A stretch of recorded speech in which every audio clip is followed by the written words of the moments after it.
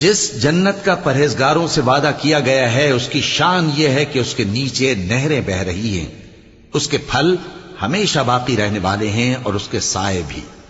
یہ ان لوگوں کا انجام ہے جو متقی ہیں، اور کافروں کا انجام دوزخ ہے۔